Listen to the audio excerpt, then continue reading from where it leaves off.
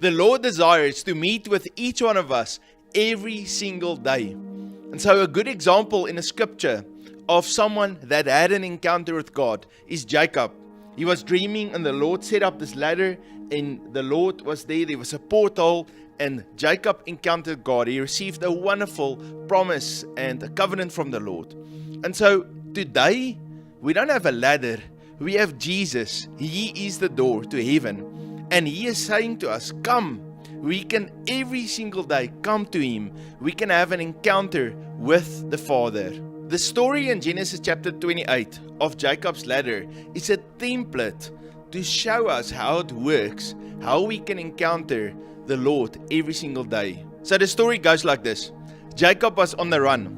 He deceived his brother Esau, and so he had to get away. He stopped at a place called Bethel to take a rest. And so he took one of the stones that were there as a pillow. Now, what's interesting, just a few years before, his grandfather Abraham was also there in that very same place, and he used stones to make an altar. So we think, maybe one of the stones that he used was the stones that was also used for the altar. So in any case, Jacob lay down and he took that stone and he used it as a pillow. And while he started to sleep, the Lord opened up his spirit and his spiritual eyes, because he actually lied down right where there were a portal to heaven. We read there, then he dreamed, and behold, a ladder was set up on the earth, and its top reached the heaven, and there the angels of God were ascending and descending on it. As Jacob saw this ladder and he saw the angels going up and down, he saw the glory of the Lord, and the Lord was right there at the top,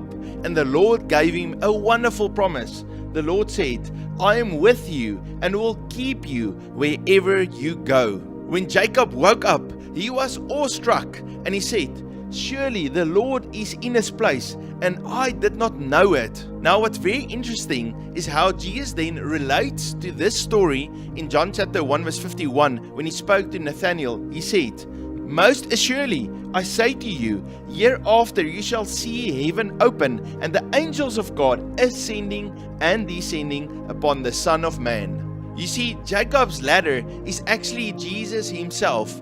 Jesus is that door into heaven. He's the one that bridged the gap between where we are and maybe we feel unworthy or sinful, and God, who is holy and is full of glory, and He's in the realm of heaven. And Jesus said, I'll cleanse you, I'll love you, I'll prepare you, and I'll make a way for you so that you can be with the Father and have intimacy with Him, that you can be a friend with God in heaven. Now, let's quickly look at a few practical steps that we can follow to enter into the realm of heaven. Now, remember, He's already waiting for you. He's desiring for you to come in. He has made a way for you. You don't have to beg the Lord to go into heaven. He wants you to come in. And so what we have to do is we come to Jesus. We give our lives to Him. We surrender our lives to Him. We put Him as our first love. We desire to be in His presence. And as we spend that time in worship and in intimacy with the Lord, we can open ourselves up for Him to come in. We can have intimacy with Him. He can embrace us and we can step into Him, and He becomes the door for us to enter into the realm of heaven. Jesus is knocking, ready to open heaven for you. Behold, I stand at the door and I knock. If anyone hears my voice and opens the door, I will come into him and dine with him, and he with me. Now, many of us say, I'm afraid, I have fear, I'm scared that the Lord is going to judge me. He is holy, He's full of glory. I don't feel worthy to come to Him.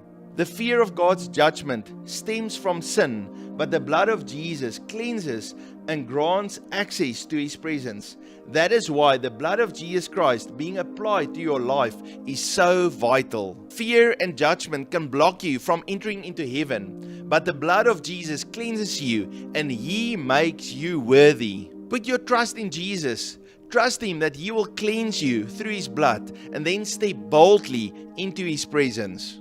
In Him we have redemption through His blood, the forgiveness of sins according to the riches of His grace. The secret to experiencing the glory of God is to love Jesus as your first love.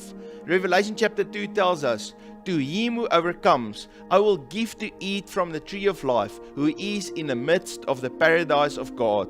As you prioritize Jesus and you put him as your first love, then he will become that ladder for you to enter into heaven. Revelation chapter 2 verse 4 is actually Jesus speaking to the church, and he's giving them a key. He says, nevertheless, I have this against you, that you have left your first love. Then he asked them to repent quickly, to return back, so that they can have access to the glory of God. Let's pray together. Jesus, thank you that you are our Lord and our King and our Savior, that you died on the cross for us, and that you are washing us clean with your blood. Even as we come before you, Lord, you take off that filthy garments and you put white garments on us, that we can stand before you in your presence. Jesus, we love you. You are our first love. And so, Lord, today we step into you. Lord, you are the door into heaven. And Lord, as we step through you, Lord, we come boldly to the throne of grace. And Lord, thank you that we can come today and surrender our lives before the throne of God. Lord, that we can behold the glory and be transformed from glory to glory. Lord, we give you all honor and praise. Friends, the Lord loves you so very much. If you were inspired by this, can you please do me a favor and write there in the comments, Jesus is my ladder. If you are new to this channel, please hit that subscribe button, give me a like, write me a comment. I love and appreciate each one of you, and I look forward to see you tomorrow. You must have a blessed day.